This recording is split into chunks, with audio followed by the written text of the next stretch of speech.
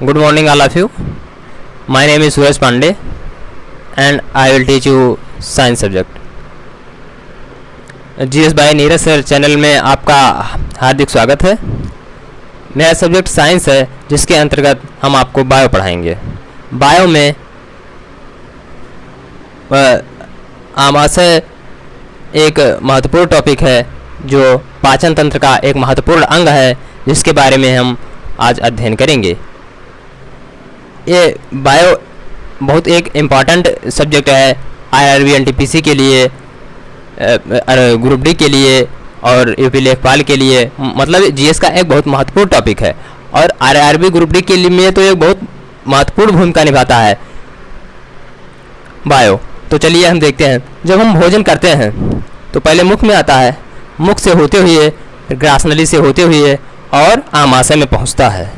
आमाशय में पहुंचता है और फिर यहाँ पहुंचता है।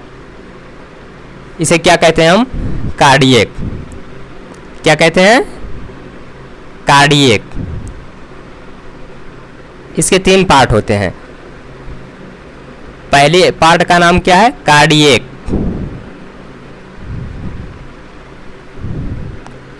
अब प्रश्न यह उठता है, इसे हम कार्डियक क्यों कहते हैं? कार्डियक इसलिए कहते हैं क्योंकि इसके बगल में या इसके थोड़ा ऊपर में हार्ट होता है। जब हमें हार्ट से संबंधित कोई बात करते हैं तो कहते हैं कि चलिए कार्डियोलॉजी विभाग में जाएं, तो इसलिए हम कार्डियक कहते हैं। और फिर ये जो दूसरा पोर्शन है, ये क्या है? ये है फुंडिक। ये क्या है? फुंडिक।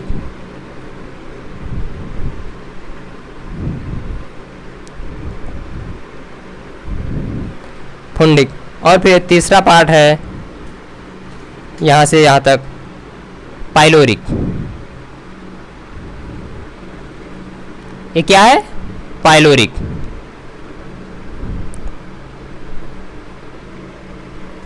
अब आइए हम इसका एक एक भाग का बहुत गहनता से अध्ययन करेंगे।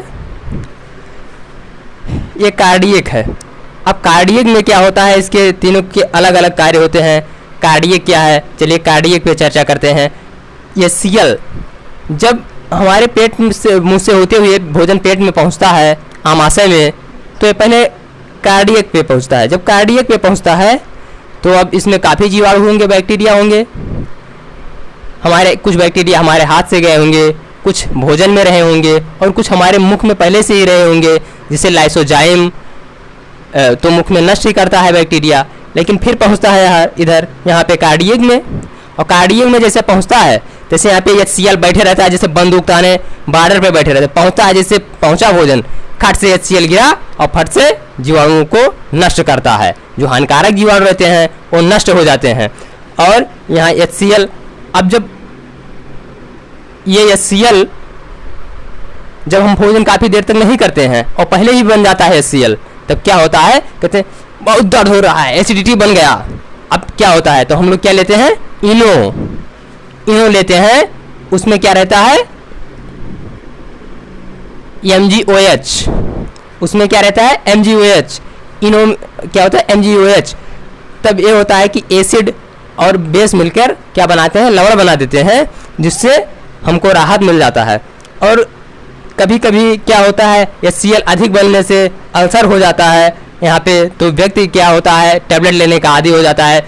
आप देखते होंगे कि सुबह खाली पेट टैबलेट दिया जाता है, रेवेपराजोल, डोम्पेडान वगैरह होता है, और आप सोचते होंगे कि ये दानेदार क्यों टैबलेट होता है? तो दानेदार इसलिए होता है क्योंकि अंदर जाके और फिर ये आमाशय तक खुल जाए, और ये दाने जहाँ पे कुछ घाव वगैरह हैं, ये जो म्यूकस होता है, यहाँ पे एक म्यूकस होता है बेस का, तो म्यूकस नष्ट हो जाते हैं, जिससे यहाँ जलन पैदा होता है, और उसे जिस जहाँ पे घाव होते हैं वहीं पे एक कैप्सूल के छोटे छोटे दाने बिखर जाते हैं और एक लेयर बन जाती है, जिससे हमें जलन से राहत मिलती है।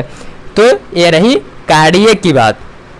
अब कार्डियक से फिर फुंडिक में पहुँचते हैं। फुंडिक में एक रूजी होता है, ये ऐसे ऐसे होता है, रूजी। ये क्या होता है? रूजी। कहते हैं अरे भूख बहुत लग गई, पेट मरोड़ रहा है, करो रहा है, कुछ गड़ रहा है, ऐसे करके लोग कहते हैं। तो ठीक है, और रूजी है। अब क्या होता है, जब पेट खाली होता है तो रूजी, जैसे उंगली है ऐसे रूजी खड़ा हो जाता है और पेट में चुभने लगता है। तो क्या है, ये वही रूजी है। जैसे कहते हैं पेट में चूहा कूद रहा है, तो वही ये रूजी खलबली मचा देता है अंदर। और फिर इसके बाद में हम यहाँ पाइलोरिक में पहुँचते हैं, जहाँ जठर रस का स्राव होता है। अब जिनकी उम्र अधिक हो जाती है उन्हें डॉक्टर ये बताते हैं कि आप दूध मत लीजिए, दूध लेने के बजाय आप दही लीजिए, क्योंकि उनमें रेनिन कम बनने लगता है। इसलिए हम फिर वहाँ पे दही का यूज़ करते हैं। और फिर आमाशय से भोजन होते हुए यहाँ डेड्यूनम से मतलब पहुँचता है, और डेड्यूनम और जेजुनम मतलब छोटी आंत, आमाशय से होते हुए छोटी आंत, डेड्यूनम जेजुनम से होते हुए और बड़ी आंत में भोजन पहुंच जाता है। बड़ी आंत का आकार थोड़ा सा इस प्रकार का होता है, चलिए आगे हम बताएंगे, लेकिन थोड़ा हल्का कुछ बताए दे रहे हैं। इस प्रकार का होता है, थोड़ा ध्यान देते रहें, अगले टॉपिक में विस्तार से हम समझाएंगे। बड़ी आंत का आकार थोड़ा इस टाइप से होता है।